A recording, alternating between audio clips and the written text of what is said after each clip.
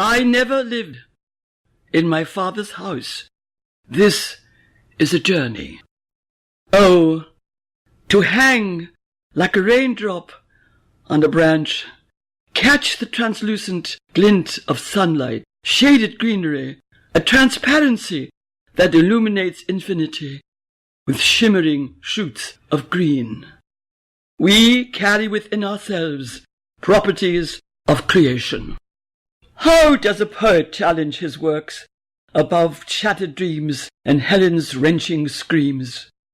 It is the poet who legislates a different reality, resists the rags, tags, and bones of history. He ministers a truth more clearly defined, intuited by an array of metaphors that leap beyond the circumference of the world. Dryness, like a captured trout, gasps for air, encircling the world. Caught in a slag heap of promises, smothered by tags of Edenic splendor, attuned to boundless beauty, an innocence of heart, and everlastingness in an eternal glow. Surprisingly, a metaphysical tease is heard for the first time. Do not eat from the tree of knowledge. Terror swept paradise as the sky fell, leaving a dark stain that unleashed a broken world of innocent guilt and needless shame. The doorkeeper who guarded the tree wore a mask of stone. Then the poet emerged and spoke. Seek the food that brings endless joy.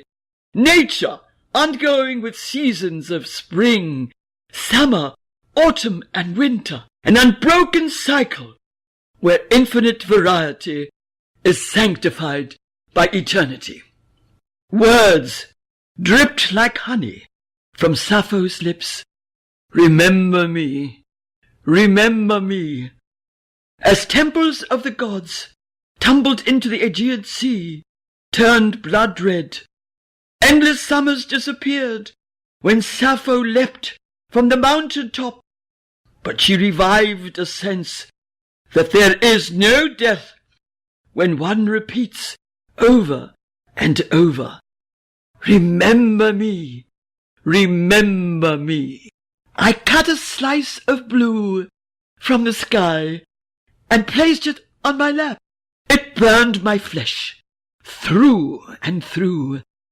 I gazed at the spreading pool, showered by pinpricks of blue, which left me short of breath. I am transfixed as the world runs to blue, dying the mountains, sea, sky, and moon, a visual epiphany as all of me expires on a pyre of blue.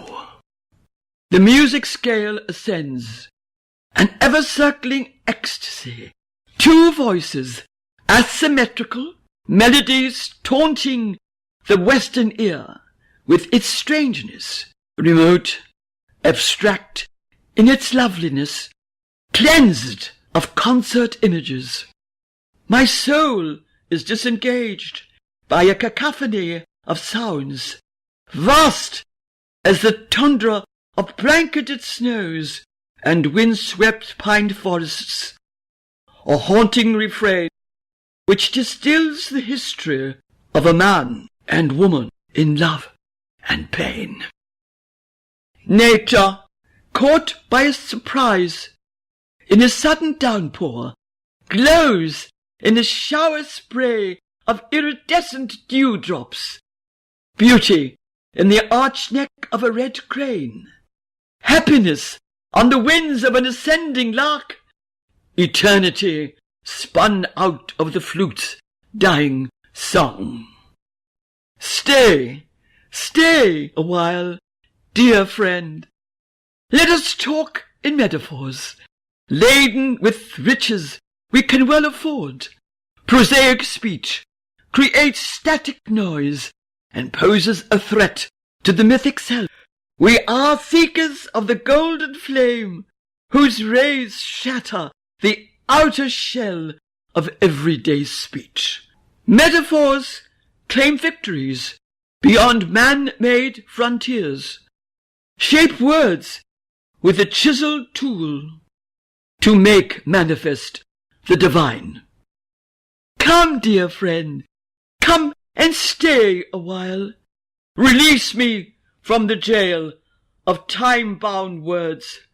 Only then can I claim language as my own.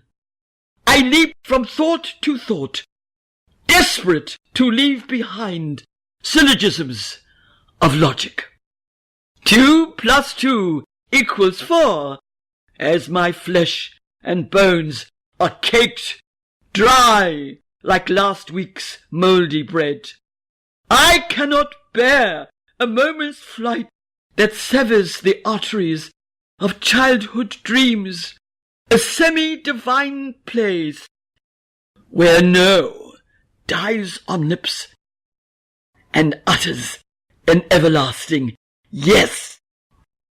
We are recent arrivals who zigzag down mined roads, novices in life, novices in death. We demand an immediate fix, ready and quick, which leads to a perennial loss.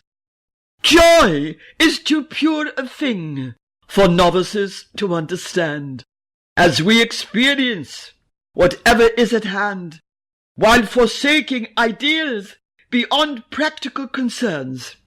We ask questions to stem the blood of history, but answers are abandoned in houses built by Jack and Jill, crumbling among paper-thin walls. We need to learn a new way of being, to stretch our limbs, arch our souls, give up the appearance of things, and ease ourselves into a numinous realm. I remember, as a child, a row of brown stone houses, streaked and stained, marked by poverty, like a knife cutting into flesh. The sun shone brightly on a Sunday morn. Everyone slept, reassured of another day. Uncertainty, like London fog, clung to immigrants recently arrived, carrying satchels of memory, speaking Yiddish to settle in a land whose language was hard, guttural, strange, not phased in Talmudic cadences. Eyebrows raised, arms gesticulated like angry birds flapping their wings. What am I doing here? They remembered the smell of freshly baked bread, cinnamon rolls that curled the nostrils into a temple of aromatic delight. Streets beckoned like oriental bazaars. Gypsies peered out of store windows. Beggars sang a nasal tune with fingers outstretched like lightning rods to receive alms, the stigma of the dispossessed. Women in printed cottons crooned to their babies with desperate eyes. The heat of summer swelling hostility and hate. The arrival of autumn cooled the blood. A steady upsurge of hope that all was well, boundaries understood, and speech defined by courtesy and shalom. Today, we are all immigrants, unable to grace a world among mutilated wheat fields, scarred landscapes, photo albums cast into flames, pianos smashed into useless twigs, joy and laughter buried beneath mounds of human bones. But not to remember is death to the soul. So I gather whatever I can in a satchel of needles and thread, ribbons coloured red, and walk gingerly between heaven and hell. I can see her, ascending the stairs, all in white. She carried the circumference of the world inside her head. Her joy, like an innocent child, aware of pain that would wrench a soul, more than a sense of being alone. In a world charged with venom, the mundane, too painful. She knew the smallness of people, heard bronze bells from afar, that spoke to her of intellectual purity, but never quite attained release. The world lay on her lap. Then she would stand. Flowers, butterflies, and snails tumbled from her skirts. Her laughter trailed like ribbons of light. She loved the sonnets of Shakespeare, heard the anvils of death. Only she could hear the music of the spheres. She was a flame to consume the ordinary, a rarity of such poignancy. She stands completely alone in her solitude. A southern drawl, like silken corn, easy on the ear. A slight pause between softly uttered sentences, as if his mind were elsewhere.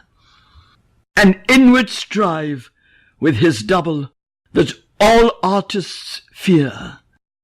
To address his muse and write of what he knows, or succumb to Venus's implacable hold.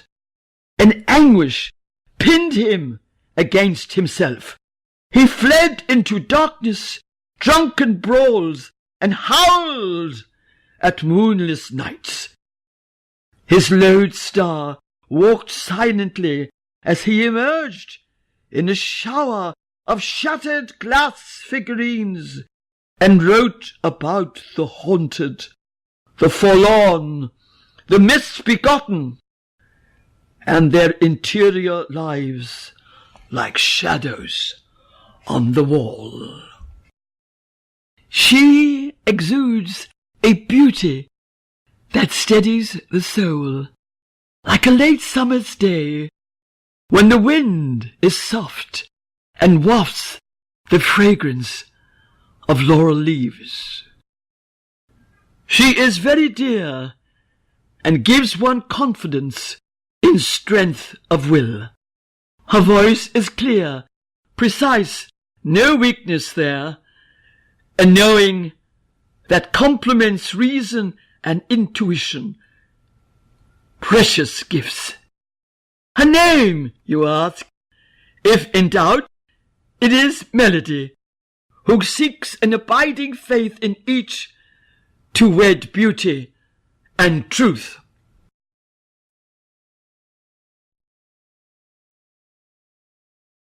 Ossip Mandelstam hated clocks. The big hand hammered out threats, interrogations, and death. The midnight witch's brew of rattling mines, gunshot wounds, and a trip to Siberia. The little hand was gentler, like running sheep, a split second to catch a falling star, a glimpse of a cherry tree in radiant bloom, a whiff of Caucasian mountain air, a slash of Mediterranean blue, and words like young, shy things to round out a thought. A poem was born to outrun hounds and wolves, to be read by desperate, aching men, to outlast time and spite the creaking, wrinkled, offensive clock. Love had fled the room when she softly closed the windows against the fog, the dreary grey. She succumbed to a dry, embarrassed cough in a cleanly swept barren womb.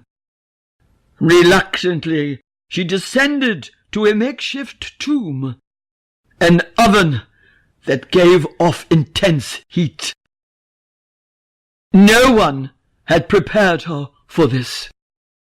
Neither parents, especially Daddy, friends, lover, or Ted. The hour is late, the world cold and still. It is fatal to be a woman, a mother, and a poet. Akhmatova rummaged deep in her inaccessible attic room, but did not find appropriate words for workers, sailors, and rebel men. She roamed the surrounding woods and memorized the stones of St. Petersburg beneath a pale pink sky. Her lyric poems were cloaked in loss and pain. An anesthetic bereavement that shook her Russian soul.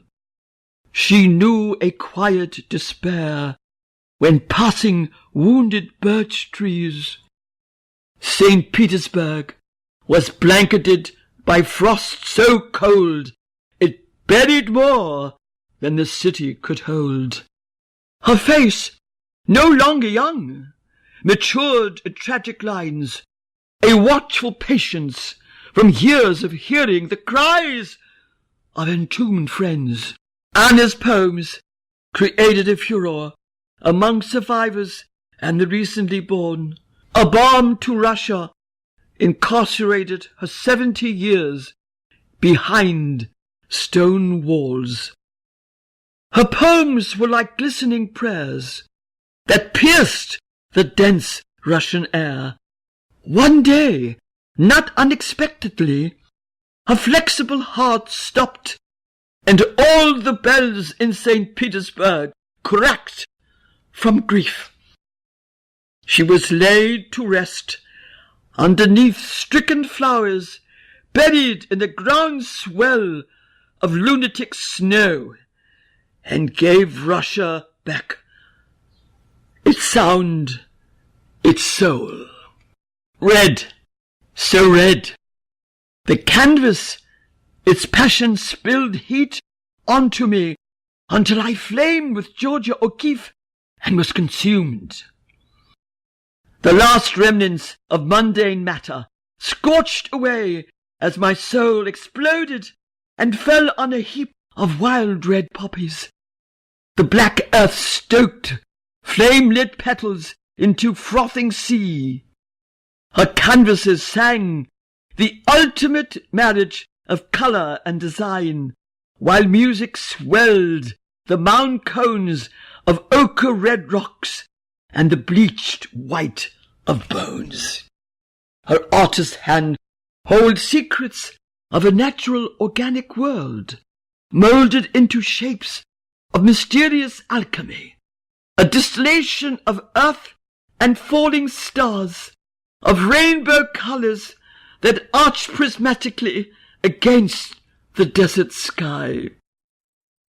She opened a door and entered an honoured guest, to face a revelation, a beginning of flowering innocence, a timeless place centred in the human heart.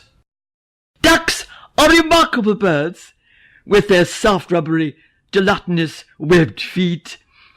They glide on the surface of lakes like imperial Roman barges, dressed in jet black, with splotches of iridescent blue and inlaid mother of pearl. Their beaks, like finest chiseled bone, cut deeply into the churning lake, startling fish, plankton, and all sorts of squiggly things. I wish I could glide effortless on unbroken surfaces, smooth as pellucid glass, undisturbed by gravitational forces that pull me from myself. I wish never again to touch hard, stony surfaces or sink to the bottom of the sea, but slide into a two-step dance and hover on a bridge suspended between heaven and earth. A sailboat alone, still and pearly white, tinged with fingers of pink, smudged by the mist. A sailboat alone, a blur of infinity, soaring above uncertainty, tedium vitae cast off like a dead fish. No more weeping for concrete things denied to us. A sailboat alone, motionless, without threats of decay, a white polka dot against a backdrop sky, anchored by the sea, unburdened by inertia and the ravages of time. Cram words of summer's halcyon days in your mouth like ripe cherries. Break the skins showing cherry red and taste them in a frenzy of delight. Resist hackneyed phrases, a bureaucratic, stone-faced speech, like trapped birds without wings, silencing melodies yet to be sung. The poet waits on words, hatched to maturity, but if he falters and lapses into talk, just talk, parts of speech ripped apart, he stands naked like the town idiot at a fountain square. Join, master singers, who cross hands at every road with a lyre and a poem to cling to every bough, on every tree, and heard throughout the universe.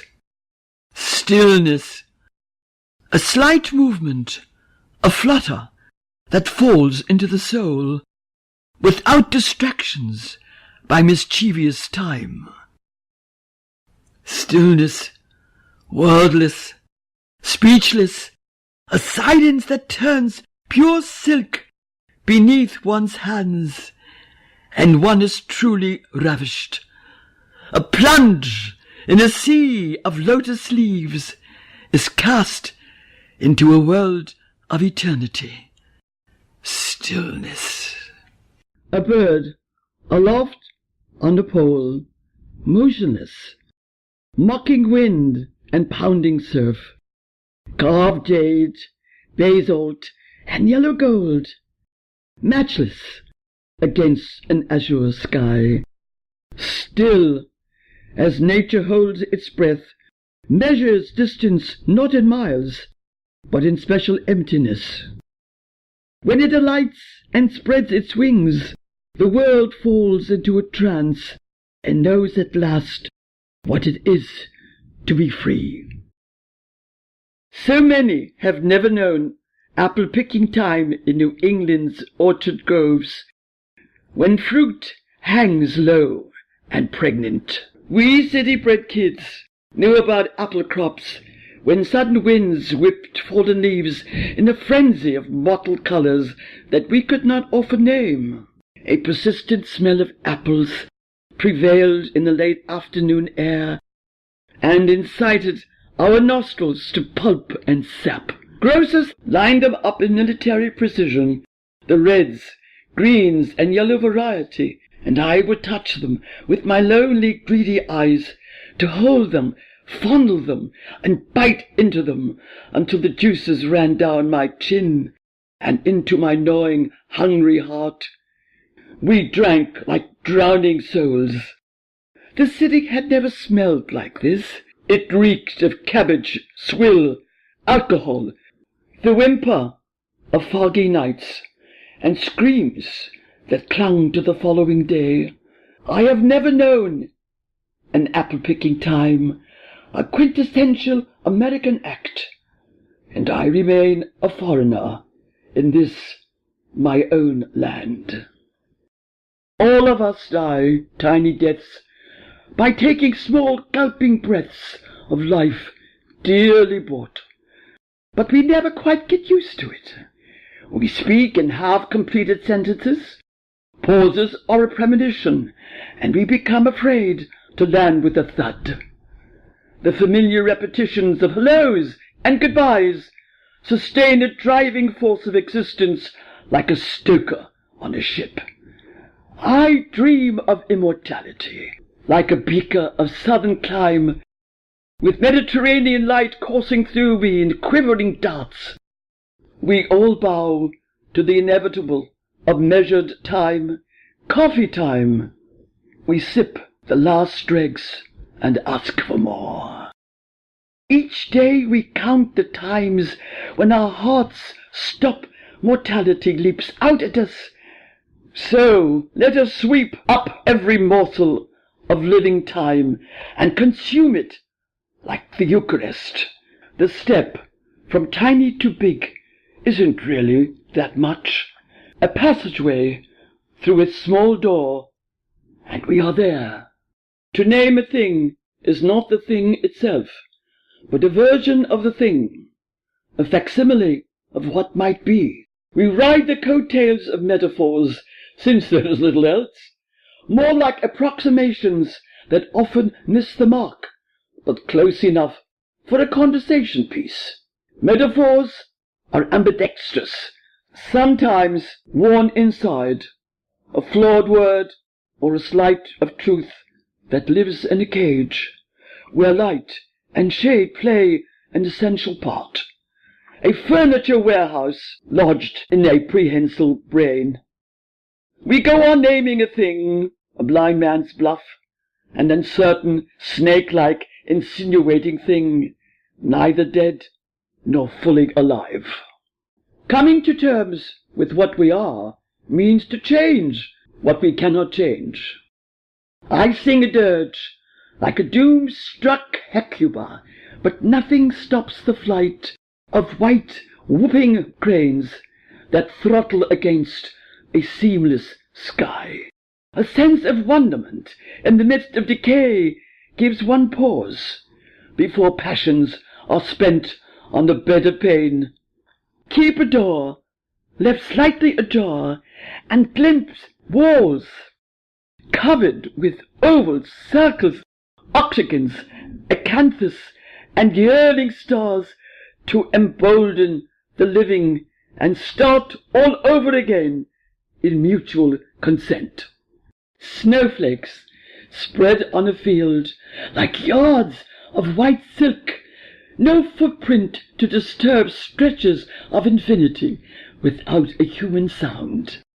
The snow exudes an icy purity, the ground beneath sheltering remembered shoots of green. Icicles, vine-clustered crystals, hang from evergreens, so fiercely beautiful it takes God's breath away. I stand in a snowbound world, inviolate, robbing nature of speech, as time steals man's posture of immortality. To walk the narrow ledge of certainty dispels the fear of death. To walk the jagged edge of uncertainty is to experience someone or something out there. To cast blame on the stars, poor Brutus, pummels humanity with dazzling displays of dialects, leading down, down, down into the 7 circles of hell. Was it not Socrates who wrote, "Self-knowledge shall make you free"?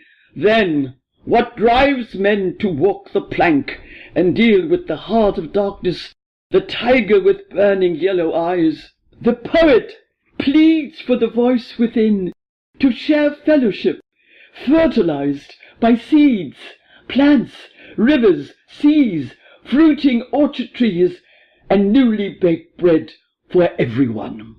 To believe in a leaf, a stone, a thought, is a wonderful thing. But when men begin to believe only in belief, that is a terrible thing. To move beyond belief is what poets do best, whose words are bound with silken threads of joy, a wondrous release without a price at either end. Judgment withheld, no hangman's noose, no torture racks, no disappearing axe. Away with belief systems. Instead, a contoured universe where everything hangs upside down and everyone wears the face of a clown. How small a thing is a mere fact, a negation in many ways. Statistics evaporate without a trace, while another fact takes its place, wheezing a banal tune. No stately mansions to enlighten those who wait for a nod to ease existential pain. Facts build railroads, rockets that reach outer space, but imagination limps behind, unable to withstand blasts from hell. The paradox remains, an imponderable exercise that leaves the human race in a damaged place. How small a thing is a mere fact, like carrying an identity card without a face. Life is short, art is long. These words ring in my head like tarnished bells that twist the heart. Poets write of eternal love, whose wings stretch beyond the world's edge like islands in the sky without iron bars. I faint to hear melodies like an ostinato drone, but reality breaks in, promises abandoned at wayside inns, sobs caught in snowstorms, and love buried under tundra rock. Art is long, life is short. Melodies and words swirl about like a witch's brew, and my arms are not long enough to hold on to them as I succumb to dislocated dreams. His primal colors pierce the brain like a corkscrew, on canvases screaming and writhing in orgiastic display. Suns burst into flame like waxed molten discs. Cypress trees twist, ejaculate green, turning furious black. Wheat fields undulating like the placenta of the universe, scabrous, indecent, terribly alive.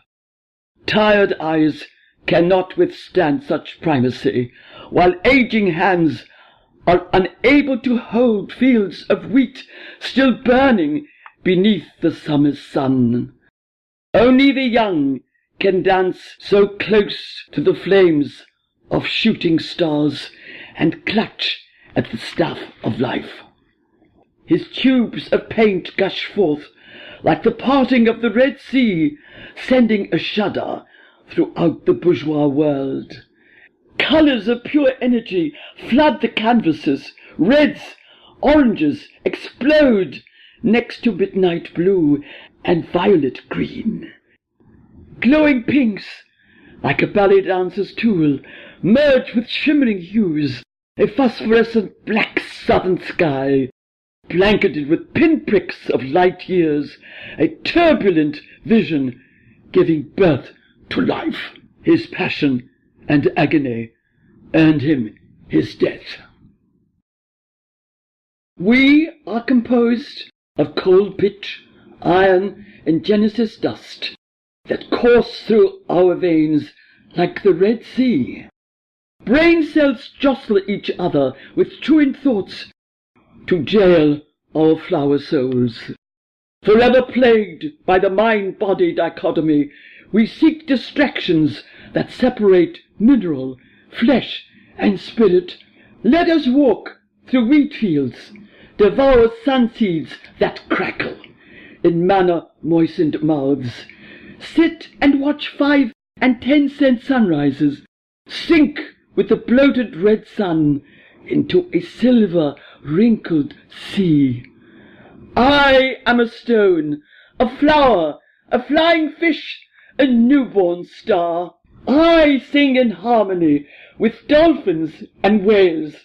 Why, oh why, can't all mortals be the same? A woman, fair and smiling, walks with a steady pace among those who need care, unassuming, offering food that feeds the soul, and words that bring reassurance and calm. Her name is Linda, whose name carries the banner of beauty and a gentle, willing heart. As days grow shorter and tempests mount to shut out the sun, it is Linda, Linda, who rekindles caritas and hope. The world of poetry is an enchanting world without an entrance fee. Words are just the beginning, giving birth to a shooting star, taking flight on match-thin wings, a myriad cluster of similes and metaphors clamoring to be heard. It is a rich, noisy, brimming canvas, wide enough to hold the world and all of its wildest dreams. Words spin out like a spider's web, a crazed, delicious tumble of words that stops the grim reaper in his track. Take up a pen and scribble your pain, your joy, on every page. Cover walls of bitter memory with sunflowers never having sinned. Ascend the highest peak like a skilled mountain climber, where you and your true self meet. The basic nature of the romantic is he who must idealize reality so that it isn't unreal, but it has the promise of a far better world, but a world very clear, very precise, but also gives voice to the deepest, most profound emotions man is capable of. During the days of Leonardo da Vinci and Michelangelo, they discussed what is the greatest and highest form of art. Michelangelo thought it was sculpture. Leonardo thought it was painting. But I think, in the language of William Shakespeare, it is the sonnet, the poem pure in 14 lines that expresses all that man is capable of. It is something that if it detracts and is made shoddy and asinine, vulgar and coarse, it cheapens not only language itself, but it cheapens our own aspirations.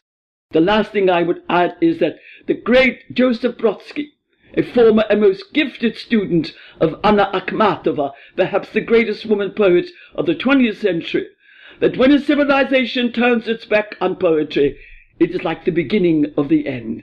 Therefore I say to all of you, go home, read a poem by a master, and begin to realize that worlds are among you and around you always. Poetry, in and of itself, is perhaps one of the rarest aspects of man's basic humanity, his emotionality, his desire for a better world, and yet it does not claim to want to change the world as such. It is a world inspired firstly by an imagination flaming with the desire to capture or uncapture or encapsulate a world that is pure, beautiful, mobile, lyric, above all, to demonstrate that man's passions of the heart are perhaps the most important aspect of his humanity. What is most interesting, not before the 7th century BC do we know of a great acclaimed poet by the name of Sappho, who was born in 600 BC in the town of Lesbos, in the little town Mytilene. She was known as the 10th Muse by Plato himself, who actually did not respect poets for the simple reason that it did not speak politically or scientifically or philosophically. What Sappho brought into the world was a world flaming with ideals, with love, with purity, and above all, with man's ability to understand his emotional nature. She is also the first person, a woman by the way, one of the greatest poets of all time, who spoke very candidly, very directly about the sex impulse, sexuality, but also about the deathless love between any couple, man and woman, woman and woman. She also brought into the world a sensitivity and a sensibility that there is more than mere science, mathematics, that 2 and 2 make 4. She was a highly skilled poetess, but most of all, what I love about Sappho is she created the first idea of a romantic temper. I think the greatest poets in the world have all been romantics. Shakespeare, one of the greatest sonnet writers of all time. The poets even of today who write brilliantly are all basically idealistic, romantic, and why? Because they reveal through their use of language, metaphor, simile, comparisons, a world we all know, may never have experienced directly, but through a poem one can begin to understand and feel the power of the poet himself or herself. What I find, of course, since I am a woman myself, and I hope a poetess, that Sappho is considered to be one of the greatest poets of all time. I want to make 2 quotes. During the days of Spinoza, men were only concerned about the soul and the nature of God. It was a man called Adam Kornberg, born 1668, who said that a poem is a flowering garden composed of all loveliness. In Italy in the 19th century, the great Leopardo said that all things that are mortal are part of the immortality of beauty. That since then we have realized a curious, unnatural split between the world of thought, philosophy, science, and poetry. But it was always understood by all poets that it is a world unblemished, pure, and gives rise to the finest and highest in mankind.